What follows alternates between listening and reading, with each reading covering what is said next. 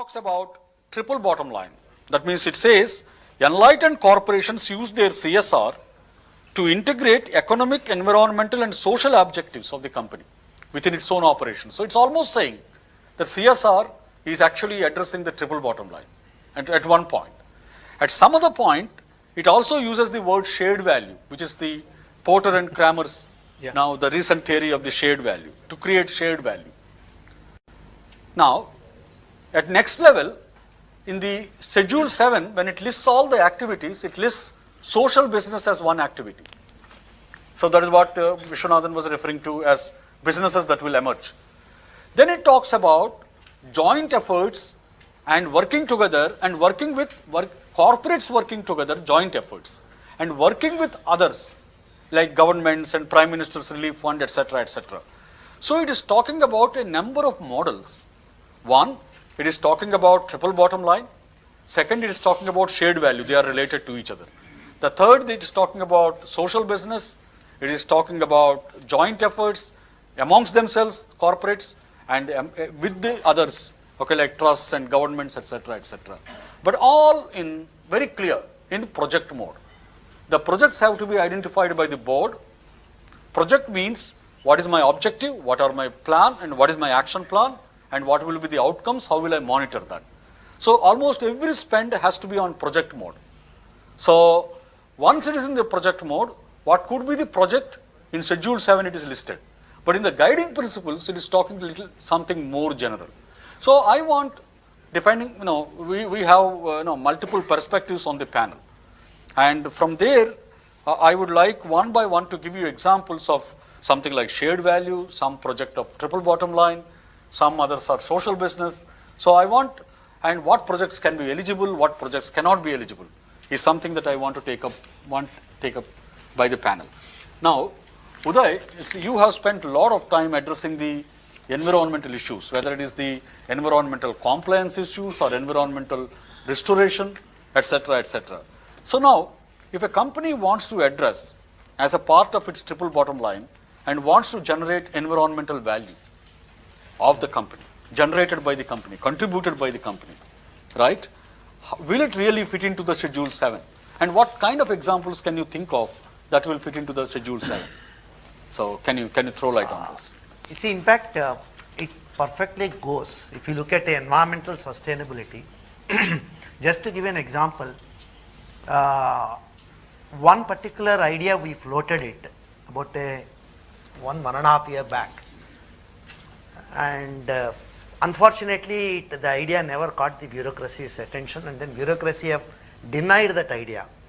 That's the reason why I am saying is, when I say law is too early, when I said that, our bureaucracy is not a matured bureaucracy, unfortunately, in the country.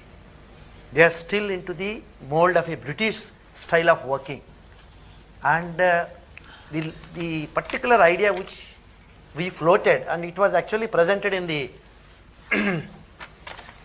WTO meeting, and it was presented to the Planning Commission Deputy Chairman. It was agreed by them. When it went to the MOEF table as a sort of a presentation, the MOEF has denied to even hear this. The idea what we floated was degraded forest area greening through corporates involvement. It's an excellent idea. All of us agree. It's actually the idea floated somewhere in 1999 when I was in the ministry. A circular came from the ministry in 2000 as a Maharashtra. It is to be implemented through BIFE Foundation. But a half-hearted approach of the government of India has killed that particular approach. The reason is, when you say triple bottom line, we all have to agree a business house will not run a business without an inch of a profit. If the profit is going to be, it's going to be zero or negative, normally a business house doesn't want to take it up. So the proposal what was put forward to the government in that idea is, we work together with the government, green the degraded forest, and Green India Mission requires something about 87,000 crores as of today's estimates, without taking escalation into consideration. This 87,000 crores you will not be able to give with the budget available. And with the corporates, if you are able to come up with an amendment in one particular aspect of a law, the corporates will jump in. At least we can identify 10 corporates we identified who will be able to gladly jump in, mining companies. And then we said that you allow us, we work in a win-win scenario, we will be able to at least come up with an idea in the next 5 years, 20,000 crores will flow in. And which is going to be an environmentally sustainable. It will be available to the government. It will be actually the proposal what was moved is also public-private partnership mode.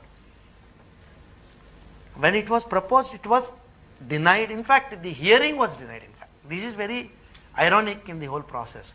So what happens is, it is possible.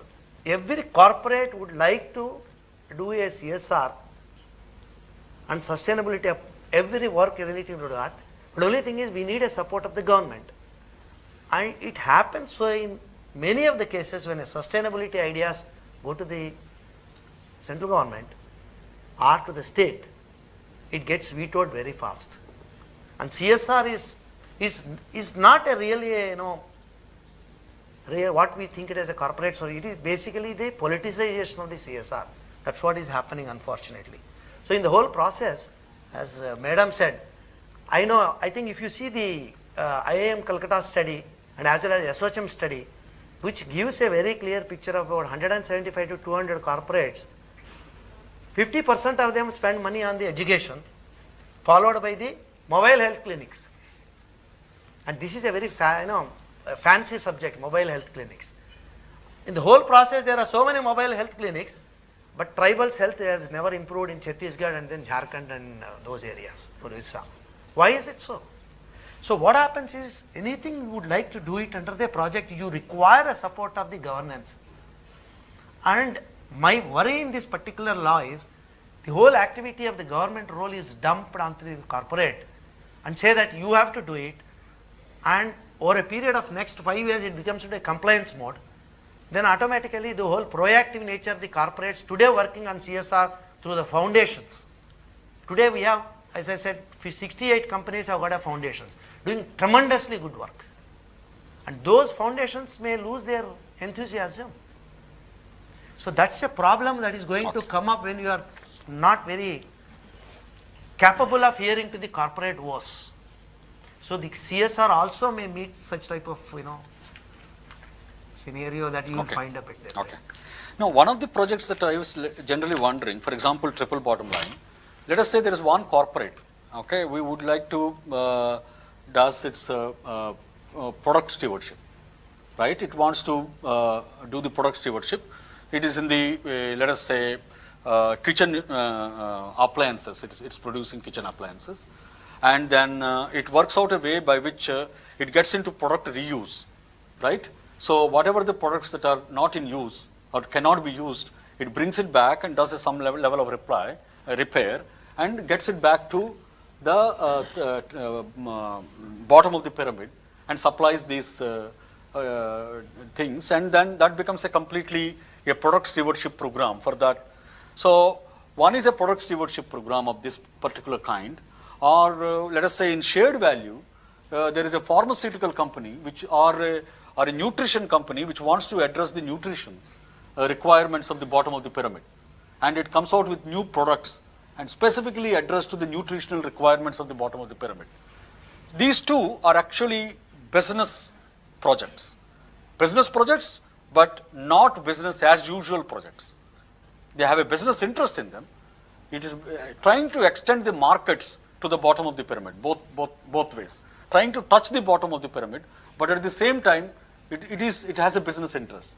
Are these projects, if they address some part of Schedule 7, that means one of it in product stewardship addresses poverty alleviation, okay, in the other one addresses somewhere the nutrition requirements, will it be a project under Schedule 7?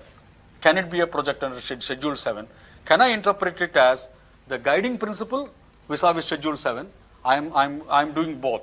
So can it be a project under Schedule 7? No, unfortunately that's a problem. Yeah, please. If it can be quantified. Okay.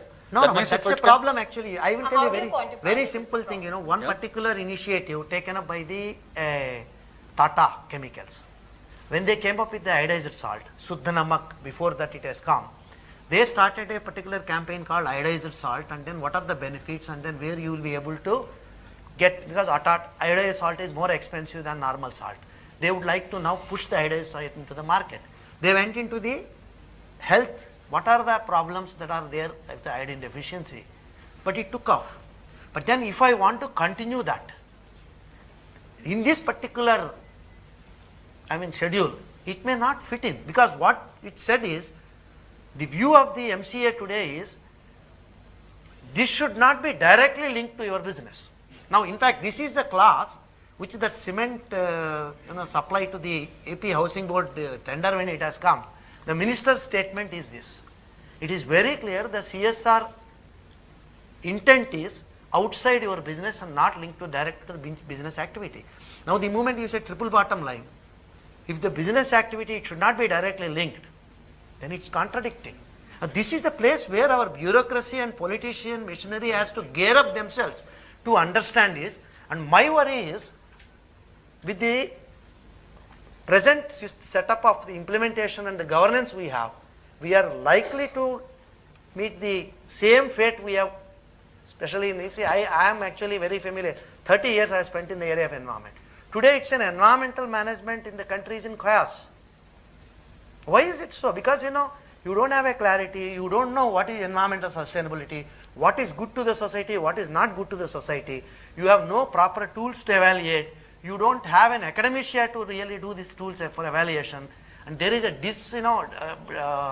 discontent towards the academic things which are coming up. Yeah. And this type of situation, it will be very difficult for you to justify most of the CSR projects. Today what for example, Tata Steel, where I was working. The way I look at it is that once the law is passed and the act is passed, it is the courts and lawyers will take over. Okay, courts and lawyers will take over. Is the moment we are thinking to go to courts and lawyers, that means the spirit of social responsibility is lost.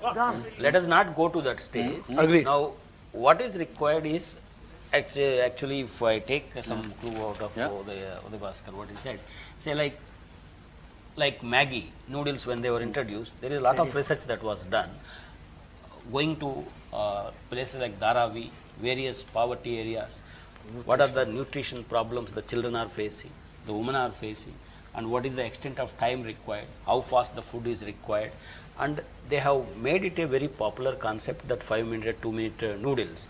Now, that same thing if you take as a social responsibility act, can we really think that it is social responsibility? Because it has improved its business, its volumes, its profits. Now, if you call that is a social responsibility act, I don't know whether we are doing box ticking or we are doing in spirit. The reason why I am saying is that Tata's example also, they should not be taken social responsibility activities at all.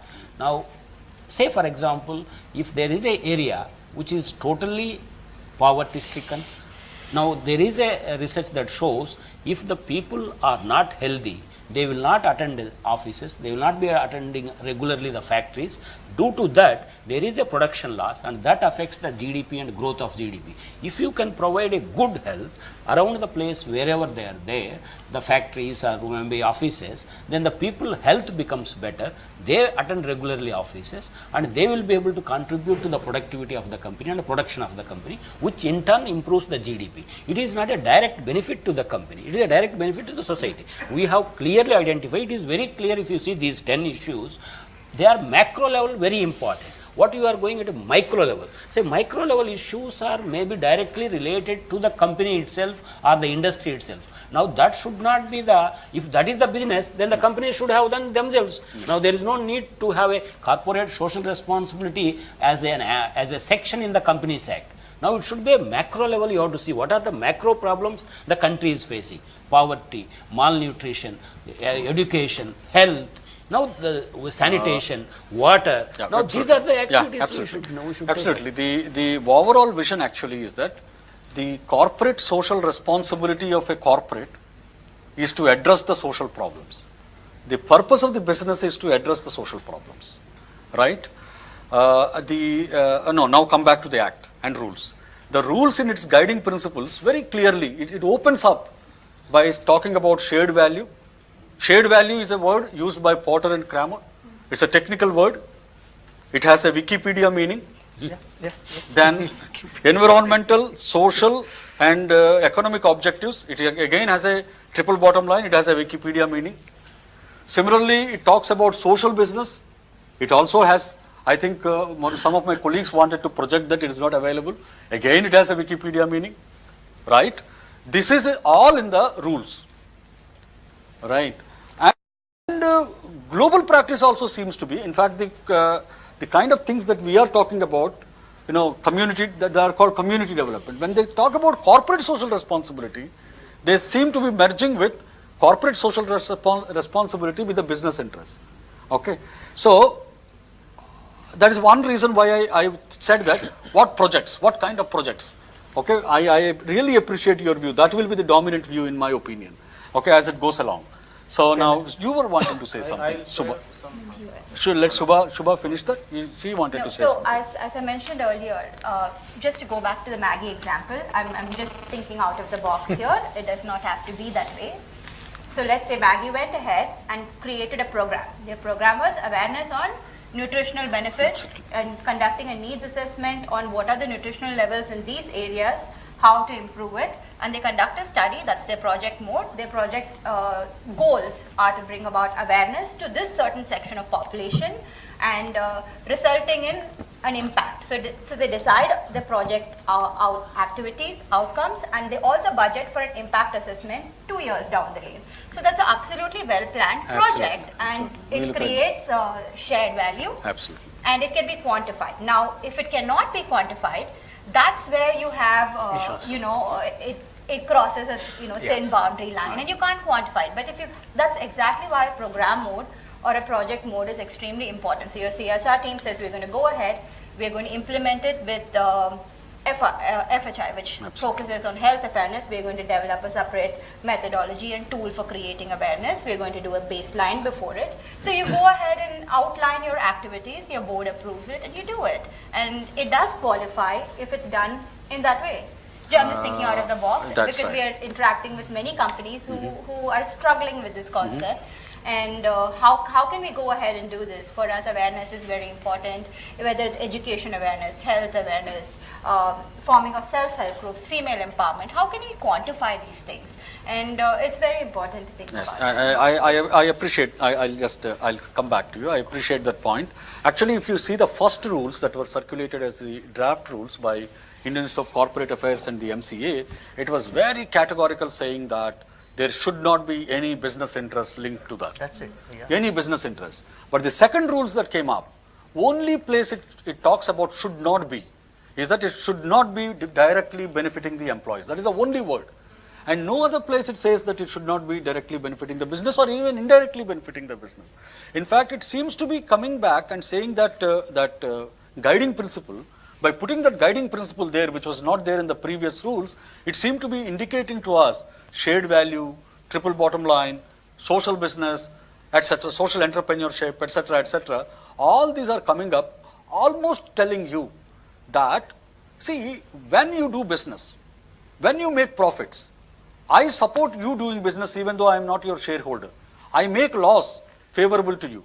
I allow you to use my water resources. I allow you to use my land resources. I give up my land for you. Why?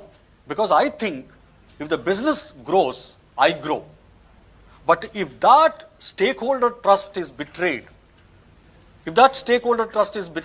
by you developing, you shining, but actually community not shining, that means you are doing business wrongly. This act, in our opinion, or in my opinion, you can be differing for that, it corrects that.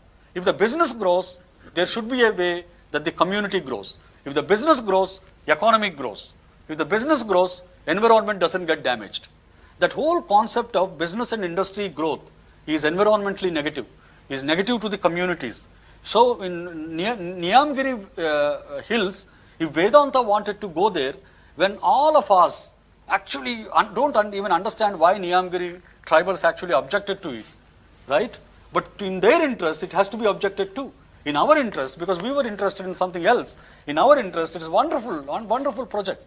So I think, unless otherwise, I think this act brings that point to the focus. Yeah, please, go ahead.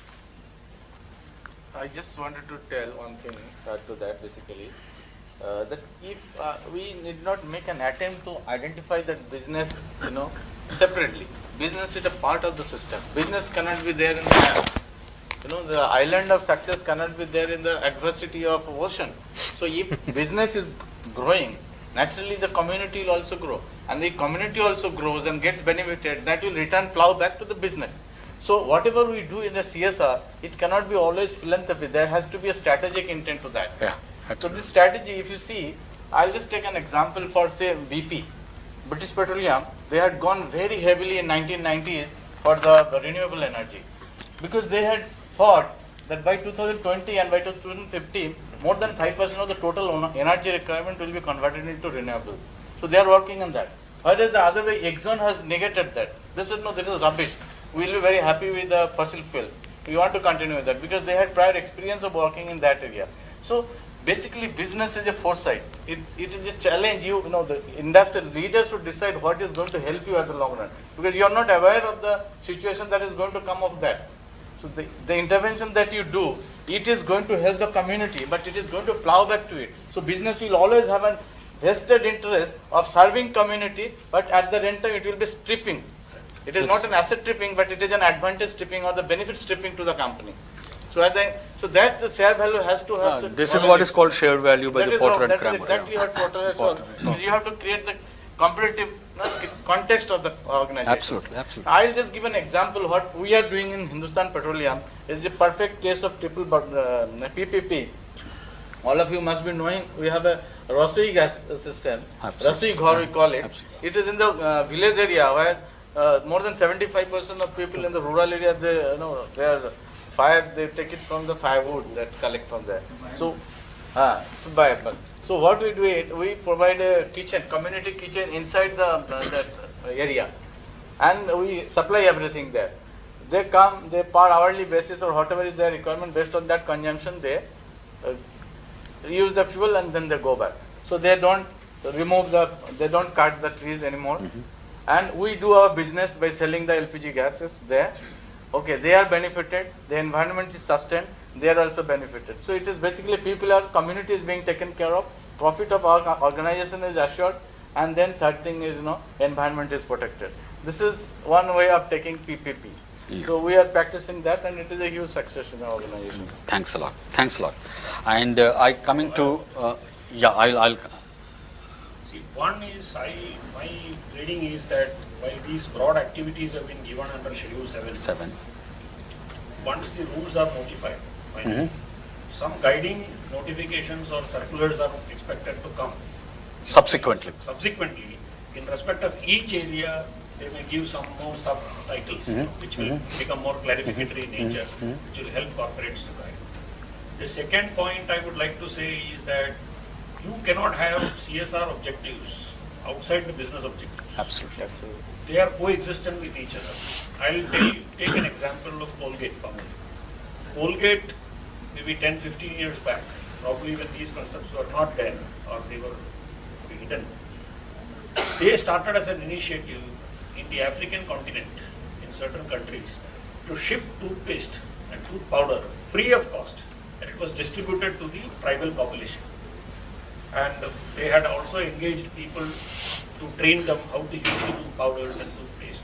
And this was a completely social objective to uplift the hygiene levels of those areas, like use of soaps, use of toothpaste and powders. And it was mainly given in the schools, through the schools, where the school children were trained, with a clear business objective that 5 years, 10 years down the line, all these children are going to become adults and they are going to buy our products. And that has actually succeeded. Absolutely. I don't see anything wrong in that. Here it is a clear business objective. During the initial phase, they have invested a huge amount of money in terms of subsidizing. The other example I can give you is of Parle-G. Now, Parle-G, when they bought out a pack of biscuits for 2 rupees, it was completely uneconomical, because 2 rupees is the MRP. You are talking of manufacturing a biscuit, packaging it, transporting it, distributing it with the margins of the distributor and the retailer to sell it at 2 rupees. But they did it to broad base to get to the bottom of the pyramid. Now, once the person gets used to the biscuit, then he he will migrate from a 2 rupee pack to a 5 rupee pack or a 10 rupee pack, and then they will be able, and then he will go into the other superlative categories of the biscuits which they are manufacturing.